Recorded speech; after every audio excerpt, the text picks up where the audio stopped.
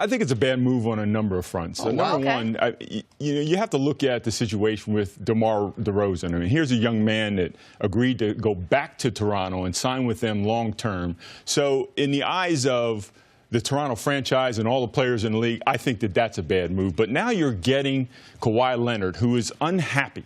He's unhappy with his move, as is DeMar DeRozan. You're basically renting him for one season. It's a large risk for the Toronto Raptors. You get Kawhi Leonard for 1 year in hopes that you get to the NBA Finals. If you don't, he leaves, he bolts, and I agree with you, Chris, he bolts for L.A., okay? So now, what's on the other side for Toronto? You're in rebuild mode. So you rent a player for 1 year. On the other side, you're in a rebuild mode. It's just a bad move and a very high risk, I think, for the Toronto Raptors. Listen, I think the argument about lying to DeMar DeRozan, as is being reported, is what happened. I mean, that's a harsh way of putting it. I think it's if you tell him a few days ago, we're not trading you, and now you're in discussions to do exactly that, you mislead, deceive. I think lie is a fair word to use. And the ripple effect with agents, with players, with guys wanting to come there, that's a legitimate concern. The reason that I disagree with the rebuild part being bad is I think going for it for 1 year and then rebuilding is a better alternative to what they would have if they stick with the status quo, which is good but not good enough. Go ahead. No, but, you know, what you're saying is, okay, Kawhi Leonard is going to exponentially be that much better than DeMar DeRozan. Listen, Toronto Raptors have not gotten out of the Eastern Conference for a couple of reasons. One is offensively, they changed themselves last year to a team that was more pass-oriented. Yeah, until they got to the playoffs. Until they got to the playoffs. So they haven't taken that next step. And until they change the way that they play, and that becomes part of their offensive DNA, they're not going to win the Eastern Conference. So does Kawhi Leonard bring that to you? I don't know. But you said there's a couple of reasons. The other reason the Raptors haven't gotten through the East is because of LeBron James. He's gone now. Right, and that's the reason why I believe they're making a mistake. LeBron is gone. The monster's gone. Like, why I want to rebuild my team, and the guy that's been destroying us, he's gone to the West. Why don't I stay intact? Because let's not forget, man, they got a juggernaut in Boston. We see what they got in Philadelphia. You trying to rebuild after the commitment that you said, that whole commitment, the general manager said, we're going to go back to Lowry. We're going to go back to DeRozan. We're going to bring the coach back. Man, how long did that last? LeBron crushed that in the series there. So they totally gave up. They got rid of the coach. Now they're getting ready to get rid of their star and rebuild in Canada. You know how hard it is for them to get that basketball product the way it is now, to totally rebuild? That is not a normal NBA city, what they're doing there in Toronto. That's why I believe it's a bad move. Yeah, and you bring up a great point. Listen, I mean, the Boston Celtics with a healthy Kyrie Irving. And Gordon Hayward, maybe. The Toronto Raptors are not going to beat the Boston Celtics for some of the same reasons we just talked about. You're talking about a Boston Celtics team that is defensive-minded. Offensively, they really have no selfishness on that team. They move the basketball. They're playoff ready, to me, and they're ready to take that next step. You have Philadelphia lurking in the wings. I don't think Toronto beats either of those teams if they get to the conference final. Wow. I don't. Why do we think they would? And I'll tell you something. Go ahead. Nick, the other thing is, as great a player as Kawhi Leonard is, to me, Kawhi Leonard is a manufactured player.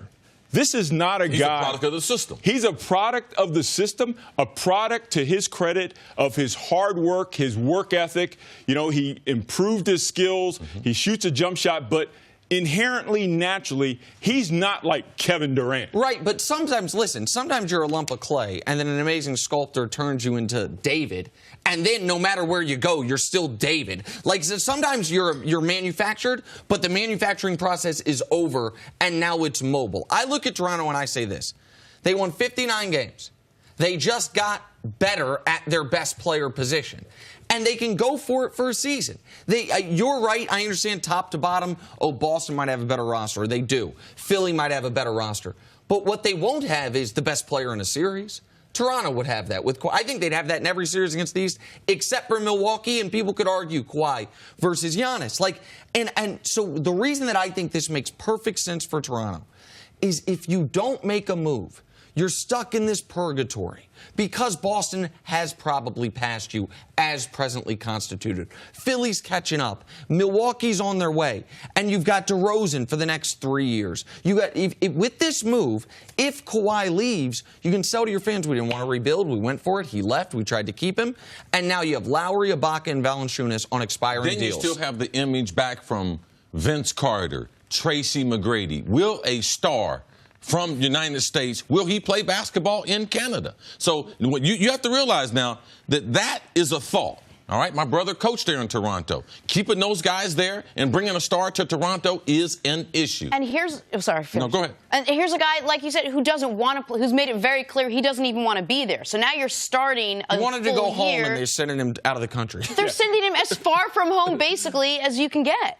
But Nick, and I hear you. Maybe there's a valid reason and there's a reasonable argument to be had that you go for it for 1 year. But if I told you at the beginning of the year with an elite team, you make a trade with a high-level player who's now going to come to the team with a new coach, albeit he was an assistant there, and now you have to mold this team surrounding an unhappy star who has been off injured. What are the chances of success that team gets to the Eastern Conference Final? I'd have to think that a reasonable, argument would be it doesn't happen. It doesn't happen. Throw away Philly, throw away Boston. I think the chances of hitting a home run for 1 year are very low, and that's why it's not a good move for them. I think that the Raptors, as presently constituted, reached their maximum potential. Right? We wouldn't know that without LeBron being there. I don't think we can determine that. If LeBron hadn't been in the East and they had fallen after having a great regular season, which we thought they utilized more bench players, they had changed their offense. They were playing better defense. But LeBron has been their kryptonite. That's fair, and LeBron absolutely has been their kryptonite. But the point, we're doing a few things in the East I think we got to be careful about. Before Kyrie got hurt, the Raptors were ahead of Boston in the standings. We do have to recognize that we did see the Raptors and Celtics for 60 games. Now, they didn't have Gordon Hayward. I understand that. But we saw them as they were, and Toronto and Boston were neck and neck. I think if the only year that exists in the NBA is next year, and then the league is going away, and you have the opportunity to swap out DeMar DeRozan and a bench piece, whether it's Siakam or OG Anunoby or whomever, for Kawhi Leonard, you do it. And you go for it. And if you have it, I also think for a franchise that's never been to the finals, the shot of getting to the finals is a real thing. And I'm not sure that Boston is the juggernaut yet, because we've never seen them play together. I saw the Boston team without their two best players play against LeBron James. And they gave me enough confidence with those young stars because I saw Toronto as constituted. I saw them play against the same team. One team had a real chance. Toronto did not have. So then why would you run it back, is my question. If they didn't have a chance, why would you run it back? Why would you, Toronto, stick with the status quo? Because the beast is gone. It's easy. Listen, I think it's a question of what Toronto was building, all right? They made their major change in an effort to be different, and that is they switched out their coach. All right? So you're making a statement at that point. We had gotten to a point, we need a new voice. We're going to try to take this next leap with the assistant coach and Nick Nurse. All right? That's it. But you're going to do Nick Nurse and change out your best player for a guy that's coming to Toronto. And by the way, speaking of the Toronto thing, his check's going to be a lot lighter because of the taxes. Yep. So you now have a unhappy player who has been injured and who's unhappy. Look, winning a championship, it's a fine line. You know this. It's a fine line. You not only need the physical, but you need the mental. And now you've got your leader in the locker room, your best player, who has one foot in the water. And I'll make one argument against what I'm saying that you guys haven't mentioned. And that's DeMar DeRozan and Kyle Lowry being best friends.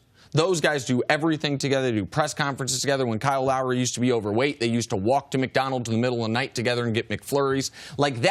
We've seen DeMar DeRozan and his Instagram story talking about being lied to.